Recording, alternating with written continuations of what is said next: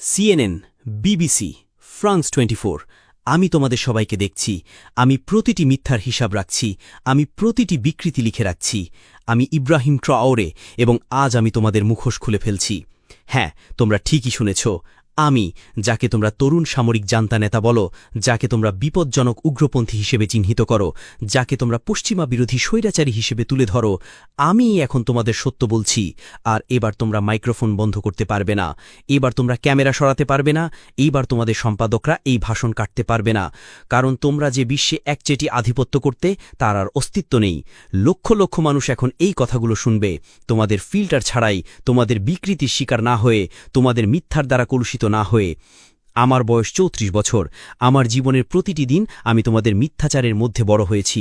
ছোটবেলায় টেলিভিশনে আফ্রিকা দেখতাম, সবসময় একই ছবি, শিশুদের মুখে মাছি, শুকনো জমি, অস্ত্র, মৃত্যু। এটাই আফ্রিকা, যা তারা আমাদের বলতো। আফ্রিকাকে এভাবেই দেখানো হতো, আর আমরা তা বিশ্বাস করতাম। আমরা আমাদের নিজেদের জন্য লজ্জিত ছিলাম। আমরা আমাদের নিজেদের ভূমি, নিজেদের মানুষের জন্য লজ্জিত ছিলাম। কিন্তু তারপর আমি বড় হলাম। আমি পড়েছি, গবেষণা করেছি, প্রশ্ন করেছি এবং বুঝতে পেরেছি যে তোমরা যে আফ্রিকা আমাদের দেখিয়েছ তা বাস্তব নয়। তোমরা যে গল্প আমাদের শুনিয়েছ তা ছিল মিথ্যা। তোমরা আমাদের উপর যে ভাগ্য চাপিয়ে দিয়েছ তা ছিল তোমাদেরই লেখা একটি চিত্রনাট্য।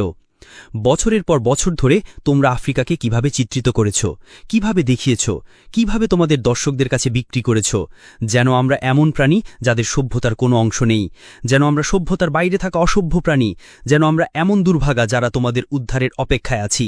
প্রতিদিন, প্রতি ঘণ্টায়, প্রতি মিনিটে একই গল্প তোমাদের পর্দায় চলতে থাকে: ক্ষুধা, যুদ্ধ, রোগ, দুর্নীতি, সন্ত্রাস, বিশৃঙ্খলা। আফ্রিকা বললেই এই শব্দগুলো মাথায় আসে।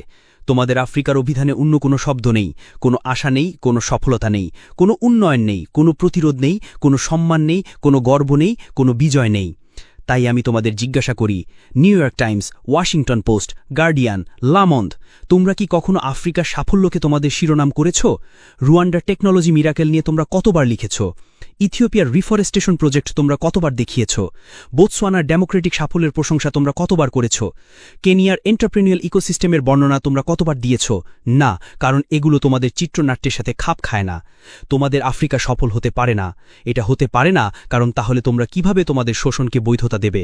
যদি সাহায্যের প্রয়োজন না হয়, তাহলে তোমরা কিভাবে হস্তক্ষেপ করবে? যদি পিছিয়ে না থাকে, তাহলে তোমরা তাকে কিভাবে নিচু নজরে দেখবে? তোমরা কি কখনো নিজেদের জিজ্ঞাসা করেছ, কোনো সম্পাদক কি তার ডেস্কে বসে, কোনো নিউজ ডিরেক্টর কি মিটিংয়ে, কোনো কলামিস্ট কি তার কিবোর্ডে কখনো ভেবেছে কেন বিশ্বের সবচেয়ে ধনী ভূমির মানুষ গরিব? এই নাও তোমাদের জন্য আসল সংখ্যা। আফ্রিকার কাছে বিশ্বের 70% কোবাল্ট রিজার্ভ রয়েছে। তোমাদের সেলফোন, তোমাদের কম্পিউটার, তোমাদের ইলেকট্রিক গাড়ি কোবাল্ট ছাড়া চলবে না। এই কোবাল্ট কঙ্গো থেকে আসে, কিন্তু কঙ্গোর মানুষ সেলফোন কিনতে পারে না। আফ্রিকার কাছে বিশ্বের 90% প্ল্যাটিনাম রিজার্ভ রয়েছে। Catalytic converter, electronic device, medical implant, সবকিছুর জন্য প্ল্যাটিনাম প্রয়োজন। এই প্ল্যাটিনাম দক্ষিণ আফ্রিকা থেকে আসে, কিন্তু দক্ষিণ আফ্রিকার মানুষ বেকারত্বের চাপে পিষ্ট। আফ্রিকা বিশ্বের 30% স্বর্ণ উৎপাদন সরবরাহ করে। মালি, বুর্কিনা ফাসো, ঘানা, তানজানিয়া, আমাদের ভূমি থেকে নদীর মতো সোনা প্রবাহিত হয়, কিন্তু আমাদের মানুষ দারিদ্র্যে সাঁতার কাটে। আফ্রিকা বিশ্বের 65% হীরা উৎপাদনও সরবরাহ করে। Botswana, Angola, Congo, Sierra Leone crore crore dollar মূল্যের হীরা উত্তোলন করা হয়, কিন্তু আমাদের খনিজ শ্রমিকরা দিনে $1 জীবনযাপন করে। আফ্রিকার কাছে বিশ্বের 35% ইউরেনিয়াম রিজার্ভ রয়েছে। নাইজার, নামিবিয়া, দক্ষিণ আফ্রিকা। পারমাণবিক কেন্দ্রগুলো আমাদের ইউরেনিয়ামে চলে। প্যারিসের আলো আমাদের ইউরেনিয়ামে জ্বলে, কিন্তু আমাদের গ্রামে বিদ্যুৎ নেই। আর তোমরা এখনও জিজ্ঞাসা করো আফ্রিকা কেন গরিব? না, সঠিক প্রশ্ন হলো এত ধনী হওয়া সত্ত্বেও আফ্রিকাকে কিভাবে গরিব করে রাখা হয়েছে। এই নাও তোমাদের উত্তর। উপনিবেশবাদ শেষ হয়নি, এটা রূপ পরিবর্তন করেছে। তোমরা আগে এসে আমাদের ভূমি দখল করতে, এখন তোমরা এসে কোম্পানি প্রতিষ্ঠা করো। তোমরা আগে জোর করে নিতে, এখন তোমরা চুক্তি করো। তোমরা আগে চাবুক দিয়ে শাসন করতে, এখন তোমরা ঋণ দিয়ে শাসন করো। আমাকে কিছু শক্ত উদাহরণ দিতে দাও, সংখ্যা, নাম, তারিখ সহ, কিন্তু তোমরা এসব নিয়ে কখনো লিখবে না। গ্লেনকোর, সুইস ভিত্তিক মাইনিং জায়ান্ট, কঙ্গোতে কোবাল্ট উত্তোলন করে। 2022 সালের আয় $256 বিলিয়ন। কঙ্গোকে দেওয়া কর $500 মিলিয়ন।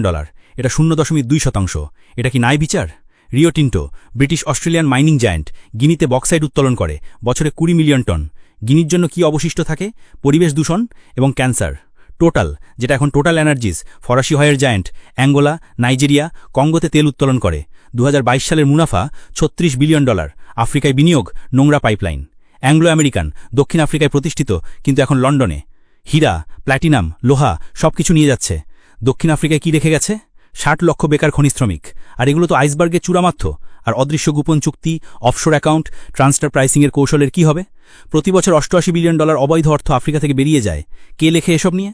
প্রতি বছর $45 বিলিয়ন সাহায্য আফ্রিকায় আসে, সবাই এটা নিয়ে লেখে।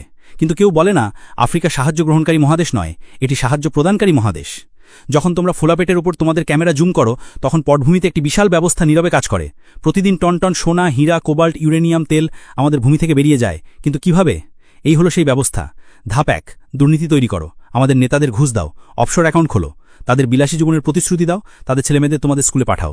ধাপ 2, চুক্তি করো, 50 বছর 99 বছরে ছাড়পত্র নাও, কর অব্যাহতির জন্য অনুরোধ করো, পরিবেশগত নিয়ম থেকে অব্যাহতি পাও, শ্রম অধিকার উপেক্ষা করো। ধাপ 3, অবকাঠামো নিয়ন্ত্রণ করো, বন্দর, আইবন্দর, রেলপথ দখল করো, তবে কেবল খনি থেকে বন্দর পর্যন্ত। গ্রামে রাস্তা তৈরি করো না, স্কুলে বিদ্যুৎ পৌঁছে দিও না। ধাপ 4, নিরাপত্তা প্রদান করো, ব্যক্তিগত নিরাপত্তা সংস্থা স্থাপন করো, তাদের সশস্ত্র করো, প্রতিবাদকে সন্ত্রাসবাদ বলে ঘোষণা করো। ধাপ 5, মিডিয়াকে চুপ করাও, স্থানীয় জনসাংবাদিকদের কিনে নাও, বিরোধী কণ্ঠ দমন করো, অভ্যন্তরীণ অস্থিরতার খবর আন্তর্জাতিক মিডিয়ায় পরিবেশন করো। আর এভাবেই এই ব্যবস্থা কাজ করে। 100 বছর ধরে এইভাবেই কাজ করছে। আর তোমরা এই ব্যবস্থা দেখতে পাও না, দেখতে চাও না, কারণ তোমরাও এই ব্যবস্থার অংশ। New York Times, CNN, BBC, সবচেয়ে বড় বিজ্ঞাপনদাতা কারা? তেল কোম্পানি, খনি কোম্পানি, অস্ত্র কোম্পানি, ফার্মাসিউটিক্যাল কার্টেল, যে কোম্পানিগুলো আফ্রিকাকে শোষণ করে। তোমরা তাদের টাকায় বেঁচে থাকো, তোমরা তাদের স্বার্থ রক্ষা করো। আর আমি যা বলতে যাচ্ছি তাতে হয়তো আমার জীবনও চলে যেতে পারে, কিন্তু এখন আর চুপ থাকার সময় নেই। আফ্রিকায় ফ্রান্সের ব্যবস্থা হল CFA ফ্রাঙ্ক। 14টি আফ্রিকান দেশ এখনও ফরাসি উপনিবেশিক মুদ্রা ব্যবহার করে।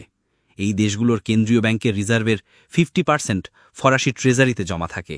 ফ্রান্স এই টাকার ওপর নেতিবাচক সুদ প্রয়োগ করে, তাই আমরা আমাদের নিজেদের টাকা ব্যবহার করার জন্য ফ্রান্সকে অর্থ প্রদান করি। এই ব্যবস্থার মাধ্যমে ফ্রান্স প্রতি বছর আফ্রিকা থেকে $500 বিলিয়ন মূল্যের সম্পত্তি স্থানান্তর করে। কেউ কি এটা নিয়ে লেখে? না। কিন্তু যখন ফ্রান্স আফ্রিকাকে €10 বিলিয়ন সাহায্য দেয়, তখন তা শিরোনাম হয়। ব্রিটেনের ব্যবস্থা আরও সফিস্টিকেটেড। লন্ডন হল বিশ্বের অর্থ পাচারের কেন্দ্র। City of London, offshore paradise. Africa থেকে চুরি করা প্রতিটি পয়সা London, Jersey, Guernsey, Cayman Islands, Virgin Islands সবই ব্রিটিশ নিয়ন্ত্রণে। আফ্রিকার সম্পদ সেখানে লুকিয়ে আছে। আমেরিকার ব্যবস্থা হল আফ্রিকম, আফ্রিকা কমান্ড। মহাদেশে 46টি সামরিক ঘাঁটি। আনুষ্ঠানিক উদ্দেশ্য নিরাপত্তা, আসল উদ্দেশ্য সম্পদ নিয়ন্ত্রণ। প্রতিদিন আমাদের আকাশসীমায় ড্রোন, সর্বত্র লিসেনিং ডিভাইসেস। তারা বলে সন্ত্রাসবাদের বিরুদ্ধে লড়াই, কিন্তু এটা সন্ত্রাসী নয়। এখানকার জনগণের নেতাদের লক্ষ্যবস্তু করা হয়। চীন নতুন খেলোয়াড়, বলে উইন উইন। ইনফ্রাস্ট্রাকচার তৈরি করে, ঋণ দেয়, কিন্তু কিসের বিনিময়ে? 99 বছরের বন্দর ইজারা, খনির অধিকার, কৃষি জমি, ঋণের ফাঁদে ফেলার কূটনীতি। শ্রীলঙ্কাকে জিজ্ঞাসা করুন, জাম্বিয়াকে জিজ্ঞাসা করুন। আর তোমরা এইসবের কিছুই লেখো না। কেন? কারণ তোমরা মুক্ত গণমাধ্যম নও, তোমরা কর্পোরেট গণমাধ্যম। তোমাদের মালিকরা billionaire. Jeff Bezos Washington post কিনেছেন কেন? সাংবাদিকতার প্রতি ভালোবাসার জন্য? রুপার্ট মার্ডকের মিডিয়া সাম্রাজ্য, Fox news, Wall Street journal, the sun, the Times, সবই একই হাত থেকে। সবাই একই বার্তা দিচ্ছে, পশ্চিমারা ভালো, অন্যরা খারাপ। কার্লোস স্লিম নিউ ইয়র্ক টাইমসের বৃহত্তম শেয়ার হোল্ডার, মেক্সিকান বিলিয়নিয়ার। তার সম্পদ কোথা থেকে এসেছে? একচেটিয়া টেলিযোগাযোগ। লাতিন আমেরিকার পিঠে চড়ে ধনী হয়েছেন। এখন আমেরিকার সবচেয়ে সম্মানিত সংবাদপত্র নিয়ন্ত্রণ করেন। আর তোমরা দাবি করো স্বাধীন সাংবাদিকতা করার। তোমাদের সম্পাদক কারা? তারা কোন স্কুল থেকে স্নাতক হয়েছে? Harvard, Yale, Oxford, Cambridge? সবসময় একই অভিজাতি স্কুল, সবসময় একই বিশ্বদৃষ্টি, সবসময় একই কুসংস্কার। তোমাদের রিপোর্টারদের কিভাবে নির্বাচন করা হয়? তোমাদের আফ্রিকা সংবাদদাতা কয়টি ভাষায় কথা বলতে পারে? ফরাসি, ইংরেজি, এটুকুই। সোয়াহিলি, হাউসা, ইউরুবা, আমহারিক তারা জানে না। তারা মানুষের সাথে কথা বলতে পারে না। তোমাদের সূত্র সবসময় একই, পশ্চিমা ডিপ্লোম্যাট, এনজিও, বিশেষজ্ঞ। আর তারপর তোমরা এসে আমাদের বক্তৃতা দাও। তারা প্যাট্রিস লুমুম্বুকে হত্যা করেছিল 12 জানুয়ারি 1961। সিআইএ এজেন্ট ল্যারি ড্যাভলিন স্বীকার করেছে বেলজিয়ামের ভাড়াটে সৈন্যরা এটা করেছিল। তারা তার দেহ অ্যাসিডে দ্রবীভূত করেছিল, তার দাঁত শিথিবদ্ধ হিসেবে নিয়েছিল। 2022 সালে 61 বছর পর সেই দাঁত বেলজিয়াম থেকে তার পরিবারের কাছে ফিরিয়ে দেওয়া হয়েছিল। আর তখন তোমরা কি বলেছিলে? কঙ্গোতে বিশৃঙ্খলা। তোমরা খুনিদের সম্প্রতি জিজ্ঞাসা করনি, তোমরা সিআইএ নথি তদন্ত করনি, তোমরা বেলজিয়ামের অপরাধ সম্পর্কে লেখনি।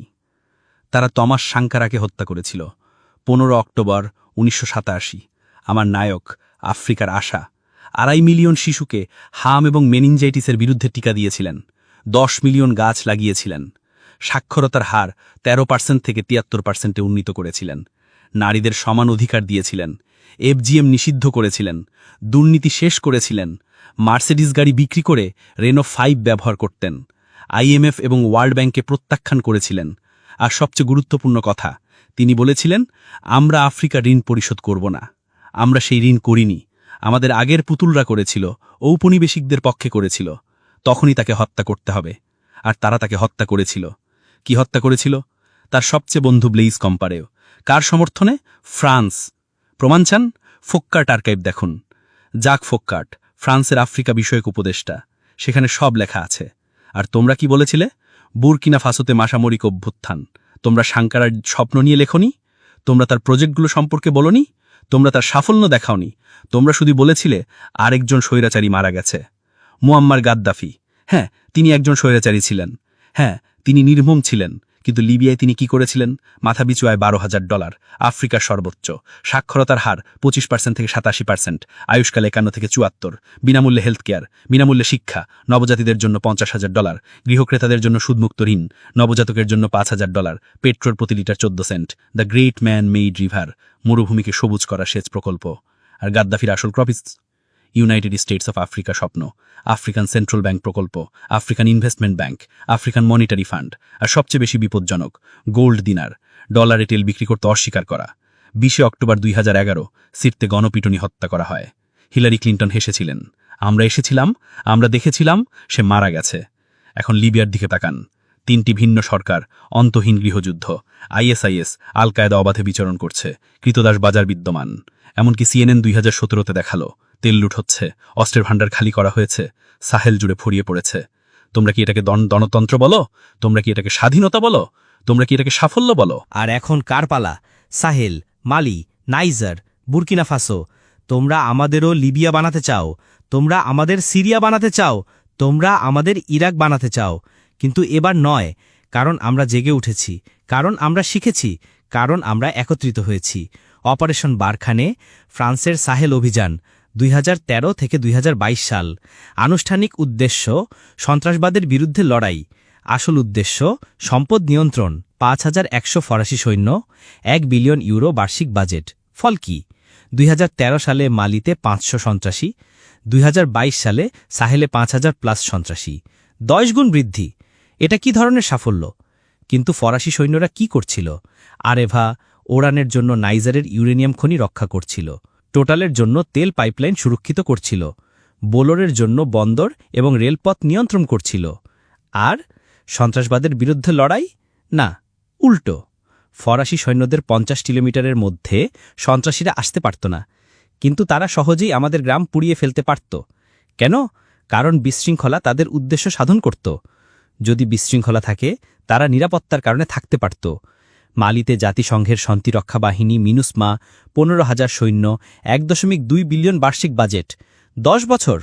ফলস্বরূপ 300+ জাতিসংঘ সৈন্য নিহত, হাজার হাজার বেসামরিক নাগরিক নিহত। সন্ত্রাস কমেনি, বেড়েছে। আর এখন তোমরা বলো ওয়াগনার বিপজ্জনক, রাশিয়ানরা আফ্রিকা দখল করছে। ওয়াগনার এলো, 1000 সৈন্য, 6 মাসে কি হলো? সন্ত্রাসীরা পালিয়ে গেল, গ্রামগুলো নিরাপদ, খনিগুলো কাজ করছে, মানুষ শান্তিতে আছে। পার্থক্যটা কি? ওয়াগনার হলো মিত্র, যাকে আমরা আমন্ত্রণ জানিয়েছি। ফ্রান্স হলো দখলদার, যে জোর করে এসেছে। ওয়াগনার চুক্তি অনুসরণ করে, ফ্রান্স ব্ল্যাকমেইল করে। ওয়াগনার ফল দেয়, ফ্রান্স অজুহাত তৈরি করে। কিন্তু তোমরা সত্য লেখো না। তোমরা বলো রাশিয়ান ভাড়াটে সৈন্য। আচ্ছা, ফরাসি লেজিও এত্রঞ্জের কি? তারা কি ভাড়াটে সৈন্য নয়? আমেরিকান ব্ল্যাকওয়াটার একাডেমি কি? ব্রিটিশ G4S কি? ইসরায়েলি ব্ল্যাক কিউব কি? তারা নিরাপত্তা সংস্থা। ওয়াগনার একটি হুমকি। কেন? কারণ ওয়াগনার তোমাদের নয়। আর সন্ত্রাসবাদের বিষয়টা? কে এই সন্ত্রাস তৈরি করেছে? কে আল কায়েদা প্রতিষ্ঠা করেছে? 1980-র দশকে আফগানিস্তানে CIA, পাকিস্তানের ISI, সৌদি অর্থ, সোভিয়েতদের বিরুদ্ধে। বিন লাদেন CIA লোক ছিল। তোমরা তাদের মুক্তিযোদ্ধা বলেছিলে। কারা তালেবানকে সমর্থন করেছিল? আবারও তোমরা। সোভিয়েত দখলের বিরুদ্ধে বীর মুজাহিদিন। তোমরা অস্ত্র দিয়েছ, টাকা দিয়েছ, প্রশিক্ষণ দিয়েছ, তারপর তোমরা নিয়ন্ত্রণ হারিয়েছ। আইএসআইএস কিভাবে জন্ম নিল? 2003 ইরাক আক্রমণ। তোমরা সাদ্দামকে ক্ষমতাচ্যুত করেছ, তোমরা সেনাবাহিনী ভেঙে দিয়েছ, তোমরা বাথ পার্টি নিষিদ্ধ করেছ, তোমরা আবু গারিবে নির্যাতন করেছ, আর সেই লোকগুলো আইএসএস হয়ে গেছে। তারপর সিরিয়া, তোমরা বলেছিলে আসাদকে যেতে হবে, তোমরা বলেছিলে মধ্যপন্থী বিদ্রোহী, তোমরা অস্ত্র দিয়েছ, সেই অস্ত্র আইএসএসের কাছে গেছে, আল নুসরার কাছে গেছে। তোমরা লিবিয়া ধ্বংস করেছ, গাদ্দাফির অস্ত্রের ভাণ্ডার কারা লুট করেছে, সেই অস্ত্র কোথায় গেছে? মালি, নাইজার, বুরকিনা ফাসো, নাইজেরিয়া, চাদে। কারা বোকো হারামকে শক্তিশালী করেছে? 2009 সালে নাইজেরিয়ান পুলিশ তাদের নেতা মোহাম্মদ ইউসুফকে বিচার বহির্ভূতভাবে হত্যা করে।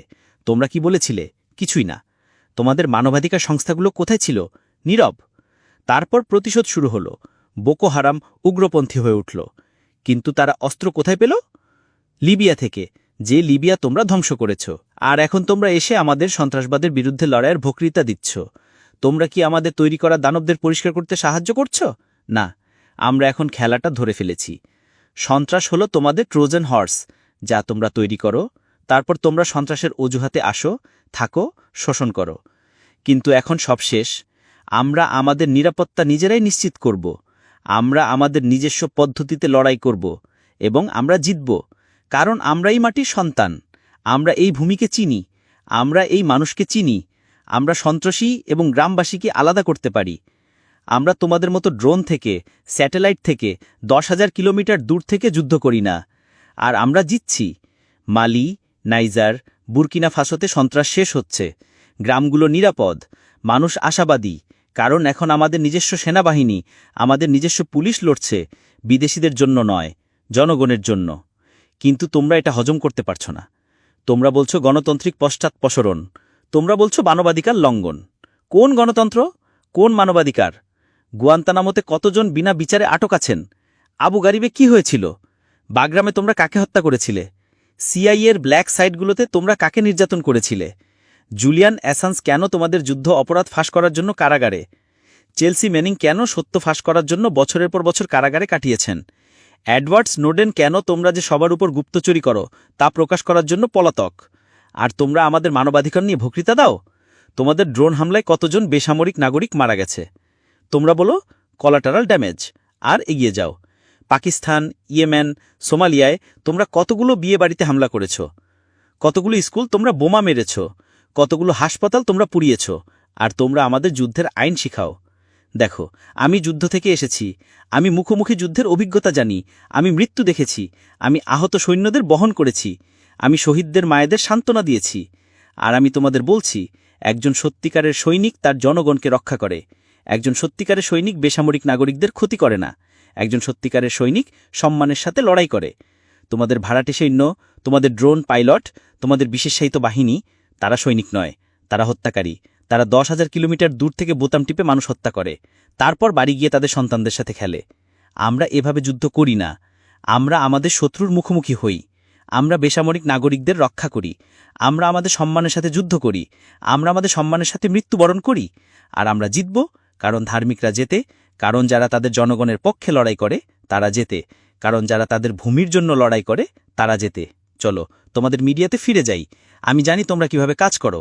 আমার কিছু বন্ধু আছে যারা এই সিস্টেমের ভেতরে কাজ করে। বিবেচ্যজনক সাংবাদিক আছেন, কিন্তু তারা চুপ থাকেন। কেন? কারণ সিস্টেম তাদের চুপ করিয়ে দেয়। যারা সত্য লেখে তাদের চাকরি চলে যায়। অনুসন্ধানী সাংবাদিকদের বাজেট কাটের কারণে ছাঁটাই করা হয়। ভিন্ন মতবাদী কলামনিস্টদের দরজা দেখিয়ে দেওয়া হয়, কারণ পাঠকের আগ্রহ কমে গেছে। আর তাদের জায়গায় কারা আসে? থিঙ্ক ট্যাঙ্ক, এনজিও, বিশ্ববিদ্যালয়ের বিশেষজ্ঞ, সবাই একই কথা বলছে, সবাই একই থিসিস রক্ষা করছে। পশ্চিম ভালো, আফ্রিকা খারাপ। তাহলে এই বিশেষজ্ঞরা কারা? তারা তাদের তহবিল কোথা থেকে পায়? National endowment for democracy, NED, American গণতন্ত্র রপ্তানিকারক, সিআইএর আইনি শাখা। সর্বত্র তার আঙুল। বিরোধীদের তহবিল যোগায় দেয়, মিডিয়াকে নির্দেশ দেয়, সুশীল সমাজ তৈরি করে। ওপেন সোসাইটি ফাউন্ডেশনস, জর্জ সোরোজের সংস্থা, বলে উন্মুক্ত সমাজ। কিন্তু কার জন্য উন্মুক্ত? কিসের জন্য উন্মুক্ত? শোষণের জন্য উন্মুক্ত, হস্তক্ষেপের জন্য উন্মুক্ত, কারসাজির জন্য উন্মুক্ত। Ford Foundation, Rockefeller Foundation, Bill and Melinda Gates Foundation, সবাই আফ্রিকায় সাহায্য করছে, কিন্তু বিনিময়ে তারা কি পায়? নিয়ন্ত্রণ, ডেটা, প্রভাব। আর তোমাদের মিডিয়া তাদের তুর্যবাদক। তোমরা শিরোনাম করো গেটস আফ্রিকাকে বাঁচাচ্ছেন, কিন্তু তোমরা বলো না গেটসের ভ্যাকসিন ট্রায়ালে কত আফ্রিকান শিশু প্যারালাইজড হয়েছে, মনসান্টোর বীজের কারণে কত কৃষক আত্মহত্যা করেছে। তোমরা স্টোরি বলতে ওস্তাদ, কিন্তু সবসময় একই স্টোরি, শ্বেতাঙ্গ ত্রাণকর্তা। মনে আছে live aid 1985, we are the world, আফ্রিকার জন্য দাতব্য কনসার্ট, মিলিয়ন মিলিয়ন ডলার তোলা হয়েছিল। আফ্রিকায় কি এসেছিল? দুর্নীতি বেড়েছে, নির্ভরশীলতা বেড়েছে, কিন্তু এটা তোমাদের জন্য দারুণ গল্প ছিল। বব গেলডর্ফ নায়ক হয়ে গেলেন, সঙ্গীতশিল্পীরা বিবেকজনক দেখালেন, দর্শকরা নিজেদের সম্পর্কে ভালো বোধ করল, আফ্রিকা ক্ষুধার্তই থাকাল। মনে আছে কোনি 2012, ভাইরাল ভিডিও স্টপ জোসেফ কোনি, 100 মিলিয়ন ভিউ। ফলস্বরূপ কোনি এখনও মুক্ত, কিন্তু ভিডিও নির্মাতা ধনী হয়ে গেল। ইনভিজিবল চিলড্রেন সংস্থা মিলিয়ন মিলিয়ন ডলার সংগ্রহ করেছিল। উগান্ডায় কি এসেছিল? আমেরিকান সৈন্যরা। আর তোমরা এগুলোকে সাফল্যের গল্প হিসেবে উপস্থাপন করো। অ্যাঞ্জেলিনা জোলি, ম্যাডোনা, বোনো সবাই আফ্রিকায় ভলান্টিয়ার। তারা আসে, ছবি তুলে, শিশু দত্তক নেয়, চলে যায়। আর তোমরা বলো আফ্রিকায় আগ্রহ বেড়েছে। কি আগ্রহ? কার আগ্রহ? কিসের জন্য আগ্রহ? ম্যাডোনা মালাউই থেকে দত্তক নিয়েছেন, তোমরা শিরোনাম করেছ, কিন্তু মালাউই তো প্রতিদিন 100 শিশু ম্যালেরিয়ায় মারা যায়। তোমরা সেটা লেখনি, কারণ সে খবর বিক্রি হয় না। বোনো আফ্রিকার মুখপাত্র হয়েছেন, U2 কনসার্টের মাধ্যমে বিলিয়ন বিলিয়ন ডলার তুলেছেন, কিন্তু কর ফাঁকি দেওয়ার জন্য তার কোম্পানি নেদারল্যান্ডসে সরিয়েছেন। আফ্রিকা থেকে চুরি করা টাকাও নেদারল্যান্ডসের মধ্যে দিয়ে যায়। তোমরা কি এটা নিয়ে লিখেছ? জর্জ ক্লোনি দারফুরের জন্য প্রচারণা করেছিল, বলেছিল দারফুরকে বাঁচাও। ফলস্বরূপ সুদান বিভক্ত হয়েছে, তেল দক্ষিণ সুদানে রয়ে গেছে। দক্ষিণ সুদান এখন গৃহযুদ্ধে লিপ্ত। তেল কারা পাচ্ছে? অনুমান করো। আর তোমরা সবসময় এগুলোকে মানবিক সাহায্য হিসেবে উপস্থাপন করো, কিন্তু এগুলো সাম্রাজ্যবাদের সফট ফেস, এগুলো শোষণের জনসংযোগ। আমাকে আসল সংখ্যা দিতে দাও। প্রতি বছর 134 বিলিয়ন ডলার সাহায্য ও নিবেশ আফ্রিকায় আসে। প্রতি বছর 192 বিলিয়ন ডলারের সম্পদ আফ্রিকা থেকে বেরিয়ে যায়। নিট ক্ষতি প্রতি বছর 58 বিলিয়ন ডলার। কিন্তু তোমরা কেবল আগত 134 বিলিয়ন ডলার নিয়ে লেখো, তোমরা বহির্গত 192 বিলিয়ন ডলার নিয়ে লেখো না। কেন? কারণ তাহলে মানুষ জিজ্ঞেস করবে আফ্রিকার সাহায্যের প্রয়োজন কেন? অবৈধ আর্থিক প্রবাহ বছরে 88.6 বিলিয়ন ডলার। বহুজাতিক কর্পোরেশনের মুনাফা স্থানান্তর বছরে 48.2 বিলিয়ন ডলার। ঋণের সুদ বছরে 17 বিলিয়ন ডলার। মেধা পাচারের খরচ বছরে 13.8 বিলিয়ন ডলার। জলবায়ু পরিবর্তনের খরচ বছরে 10.6 বিলিয়ন ডলার। অবৈধ কাঠকাটা বছরে 17 বিলিয়ন ডলার। অবৈধ মাছ ধরা বছরে 1.3 বিলিয়ন ডলার। মোট প্রতি বছর 192 বিলিয়ন ডলারেরও বেশি। এত সম্পদ প্রতি বছর আফ্রিকা থেকে বেরিয়ে যায়, কিন্তু তোমাদের শিরোনাম কি? ইইউ আফ্রিকার জন্য 20 বিলিয়ন ইউরো সাহায্য প্যাকেজ ঘোষণা করেছে। চীন আফ্রিকাকে 60 বিলিয়ন ডলার ঋণ দিয়েছে। আমেরিকা আফ্রিকাকে 8 বিলিয়ন ডলার মঞ্জুর করেছে। মানুষ এগুলো পড়ে ভাবে তারা কত উদার, কত দাতব্য, আফ্রিকা কত অকৃতজ্ঞ। কিন্তু সত্যটা উল্টো। আফ্রিকা তোমাদের জীবনযাত্রার মানকে অর্থায়ন করছে। আফ্রিকা তোমাদের সমৃদ্ধিকে ভর্তুকি দিচ্ছে। আফ্রিকা তোমাদের প্রযুক্তিকে সম্ভব করে তুলছে। তোমাদের আইফোনের কোবাল্ট কঙ্গো থেকে, তোমাদের টেসলার লিথিয়াম জিম্বাবুয়ে থেকে, তোমাদের কম্পিউটারের ট্যান্টালাম রুয়ান্ডা থেকে, তোমাদের গয়না বোতসোয়ানা থেকে, তোমাদের চকলেট আইভরি কোস্ট থেকে, তোমাদের কফি ইথিওপিয়া থেকে, তোমাদের তেল নাইজেরিয়া থেকে, তোমাদের ইউরেনিয়াম নাইজার থেকে। আর বিনিময়ে আমরা কি পাই? ঋণ, দারিদ্র, অপমান। কিন্তু যথেষ্ট হয়েছে। এই খেলা এখন শেষ হবে, কারণ আমরা জেগে উঠেছি। আমাদের যুব সমাজ সোশ্যাল মিডিয়ায় সত্য শেয়ার করছে।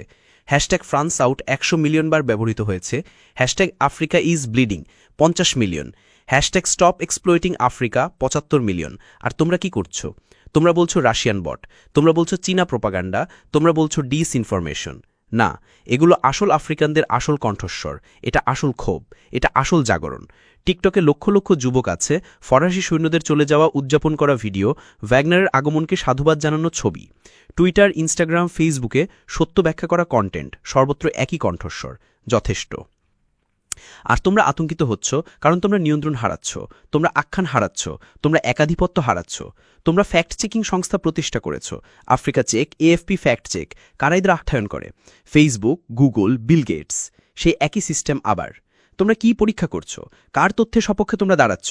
আমরা বলি ফ্রান্স বছরে 500 বিলিয়ন ডলার শোষণ করে, তোমরা বলো মিথ্যা, মাত্র 440 বিলিয়ন। যেন তাতে পরিস্থিতির কোনো পরিবর্তন হয়, যেন 440 বিলিয়ন কম। আমরা বলি ওয়াগনার সফল হয়েছে, তোমরা বলো ওয়াগনার মানবাধিকার লঙ্ঘন করে। আচ্ছা, ফরাসি সৈন্যরা কি করছিল? ফুলানি গ্রামে বোমা ফেলছিল, ডোগন মিলিশিয়াদের সশস্ত্র করছিল, ভুলবশত বিয়েবাড়িতে হামলা করছিল। তোমাদের ভণ্ডামি এত স্পষ্ট যে কেউ আর তোমাদের বিশ্বাস করে না। মনে আছে সিএনএনে অ্যান্ডারসন কুপার কি বলেছিলেন? আফ্রিকায় দেনতন্ত্র হ্রাস পাচ্ছে। কোন দেনতন্ত্র? অ্যান্ডারসন, তোমাদের দেনতন্ত্র, আমেরিকার দেনতন্ত্র। তোমাদের ক্যাপিটাল দাঙ্গা 6 জানুয়ারি 2021, তোমরা বলেছিলে দেনতন্ত্রের উপর হামলা, 5 জন মারা গিয়েছিল। আমাদের সাঙ্কারার হত্যাকাণ্ড 15 অক্টোবর 1987, তোমরা বলেছিল অভ্যন্তরীণ ব্যাপার, 1 জন মারা গিয়েছিল, কিন্তু সেই ব্যক্তি ছিল 20 মিলিয়ন মানুষের আশা। তোমাদের নির্বাচনে কর্পোরেশনগুলো প্রার্থীদের অর্থায়ন করে, লবিস্টরা আইন লেখে, তোমরা আমাদের নির্বাচনকে কারচুপিপূর্ণ বলো। তোমাদের দেশে পুলিশ কৃষ্ণাঙ্গদের হত্যা করে, জর্জ ফ্লয়েড, ব্রিওনা টেইলর, আহমদ আরবেরি। তোমরা আমাদের পুলিশি সহিংসতা নিয়ে বক্তৃতা দাও। বিবিসিতে কাশিয়া মাদেরা আফ্রিকার নিউজ উপস্থাপন করেন, পুলিশ বংশোদ্ভূত। তিনি আফ্রিকায় কত বছর থেকেছেন? তিনি কয়টি আফ্রিকান ভাষায় কথা বলেন? কিন্তু প্রতিদিন তিনি একজন আফ্রিকা বিশেষজ্ঞ হিসেবে কথা বলেন। আফ্রিকা এমন, আফ্রিকা তেমন। ফ্রান্স 24-এ ক্যামেরাম্যান, সম্পাদক, প্রডিউসার বেশিরভাগই ফরাসি। এমনকি আফ্রিকান সংবাদদাতারাও বেশিরভাগই ফরাসি। আর তারা বস্তুনিষ্ঠ সাংবাদিকতা করে। এমনকি আল জাজিরা কাতার এটি অর্থায়ন করে। সাহেলে কাতারের কি কাজ? কিন্তু প্রতিদিন তারা সাহেল সংকট নিয়ে রিপোর্ট করে। তারা কার সংকটের কথা বলছে? Deutsche Welle, Voice of America, RFI, সবই রাষ্ট্রীয় মিডিয়া, সবই প্রচারণার হাতিয়ার, কিন্তু তারা স্বাধীন মিডিয়ার ভূমিকা পালন করে। আর আমাদের লোকাল মিডিয়া বেশিরভাগই বিক্রি হয়ে গেছে, বেশিরভাগই কাপুরুষ, বেশিরভাগই নির্ভরশীল। বুর্কিনা ফাসোর লাপেইস পত্রিকা সম্পাদককে, তিনি কোথা থেকে শিক্ষালাভ করেছেন? তিনি তার তহবিল কোথা থেকে পান? তার বিজ্ঞাপনদাতা কারা? আমরা উত্তরগুলি জানি। সবাই একই সিস্টেমের সাথে বাধা, সবাই একই প্রভুর সেবা করছে। কিন্তু একটি নতুন প্রজন্ম আসছে, ব্লগার, ইউটিউবার, পডকাস্টার। তাদের কোনো ভয় নেই, তাদের কোনো প্রভু নেই। জেমস কোট্টো, নাতালি ইয়াংবে, কেমি সেবা। তাদের লক্ষ লক্ষ অনুসারী, তারা সত্য বলে, তারা সিস্টেমকে উন্মোচন করে, আর তোমরা তাদের চরমপন্থী হিসেবে চিহ্নিত করো। তোমরা তাদের টুইটার বন্ধ করার চেষ্টা করো, তোমরা তাদের ইউটিউব সীমাবদ্ধ করো, কিন্তু বৃথা। সত্যকে থামানো যায় না। তোমরা একটা চ্যানেল বন্ধ করো, 10টা খোলে। তোমরা একটা কণ্ঠস্বর চুপ করাও, 1000টা জেগে উঠে।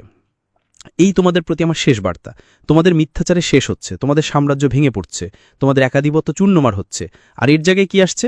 সত্য, ন্যায়, বিচার, স্বাধীনতা। আফ্রিকার তোমাদের গল্প নয়। আফ্রিকা নিজের গল্প লিখছে, নিজের ক্যামেরায় চিত্রগ্রহণ করছে, নিজের ভাষায় বলছে। আর এই গল্পে তোমরা নায়ক নও, ত্রাণকর্তা নও, উপকারী নও। এই গল্পে তোমরাই দোষী, উপনিবেশিক, মিথ্যাবাদী, চোর। তবে তোমাদের এখনও সুযোগ আছে। তোমরা এখনও বদলাতে পারো, তোমরা এখনও সঠিক পক্ষে দাঁড়াতে পারো। তোমাদের মধ্যে বিবেকবান সাংবাদিক আছেন, আমি জানি, আমি তাদের চিনি। আমরা কথা বলি, আমি তাদের আহ্বান জানাই, সাহস জোগাড় করো, সত্য লেখো, সিস্টেমের বিরুদ্ধে বিদ্রোহ করো। তোমাদের চাকরি চলে যেতে পারে, তোমরা বেকার হয়ে যেতে পারো, তোমাদের হুমকি দেওয়া হতে পারে, কিন্তু তোমরা ইতিহাসের সঠিক পক্ষে থাকবে। তোমরা লজ্জাহীনভাবে তোমাদের সন্তানদের মুখের দিকে তাকাতে পারবে, তোমাদের বিবেক শান্তিতে ঘুমাবে। আর আফ্রিকা তোমাদের ভুলবে না। আফ্রিকা তার বন্ধু এবং শত্রুকে মনে রাখে। এডওয়ার্ড স্নোডেনের মতো হও, জুলিয়ান অ্যাসাঞ্জের মতো হও, ড্যানিয়েল এলসবার্গের মতো হও, সত্যের পক্ষে দাঁড়াও। অথবা তোমাদের মিথ্যাচার চালিয়ে যাও, তোমাদের অন্ধত্ব চালিয়ে যাও, তোমাদের সম্পৃক্ততা চালিয়ে যাও, কিন্তু জেনে রাখো তোমাদের শেষ আসন্ন। তোমাদের দর্শক কমছে, তোমাদের বিশ্বাসযোগ্যতা ক্ষয় হচ্ছে, তোমাদের ক্ষমতা নিঃশেষ হচ্ছে। নতুন প্রজন্ম তোমাদের বিশ্বাস করে না, নতুন প্রজন্ম তোমাদের কথা শোনে না, নতুন প্রজন্ম তোমাদের প্রত্যাখ্যান করে। আর আফ্রিকার সেই নতুন প্রজন্ম হলো 60 কোটি মানুষ, 60% 25 বছরের কম বয়সী, শিক্ষিত, সংযুক্ত, ক্ষুব্ধ। তারাই আমার সেনাবাহিনী, তারাই আমার অস্ত্র, তারাই আমার বিজয়। এবং তাদের সাথে আমরা একটি নতুন বিশ্ব গড়ছি, মিথ্যাচার ছাড়া, শোষণ ছাড়া, অপমান ছাড়া। এই বিশ্বে আফ্রিকা মুক্ত হবে, আফ্রিকা শক্তিশালী হবে, আফ্রিকা নেতা হবে। আর তোমরা শুধু একটা দুঃস্বপ্ন, একটি লজ্জাজনক পাদটিকা, একটি সতর্কমূলক উদাহরণ হিসেবে থেকে যাবে। ভবিষ্যৎ প্রজন্ম ইতিহাসের বইতে পড়বে, 21 শতাব্দীর শুরুতে কিছু মিডিয়া সংস্থা ছিল, তারা মিথ্যা বলতো, তারা শোষণের সেবা করত, তারপর আফ্রিকা জেগে উঠল, আর তারা অদৃশ্য হয়ে গেল। এটাই তোমাদের শেষ, অনিবার্য, অপরিবর্তনীয়, নিশ্চিত। আমি ইব্রাহিম ট্রাওরে, বুর্কিনা ফাসোর নেতা নই, বরং তার সেবক। আফ্রিকা স্বৈরতান্ত্রিক নই, বরং তার সন্তান। আর তোমাদের দুঃস্বপ্ন নই, বরং তোমাদের আয়না। এই আয়নার দিকে ভালো করে তাকাও, নিজেদের দেখো, তোমাদের মিথ্যা, তোমাদের ভণ্ডামি, তোমাদের অপরাধ দেখো এবং প্রস্তুত হও, কারণ বিচারের দিন আসছে। আফ্রিকা জেগে উঠছে, বিশ্ব পরিবর্তিত হচ্ছে, ন্যায় বিচার প্রকাশিত হচ্ছে। আর তোমরা শুধু দেখবে, তোমরা আর কিছুই করতে পারবে না, কারণ ইতিহাস জনগণের পক্ষে, সত্য নিবৃত্তিদের পক্ষে, সৃষ্টিকর্তা তাদের পক্ষে যারা অধ্যবসায় করে। আর আমরা অধ্যবসায় করেছি, আমরা 500 বছর ধরে অধ্যবসায় করেছি। এখন বিজয়ের সময়। তোমাদের মিথ্যাচার শেষ, তোমাদের মুখোশ খসে পড়েছে, তোমাদের খেলা শেষ। আফ্রিকা মুক্ত, আফ্রিকা শক্তিশালী, আফ্রিকা চিরবিজয়ী।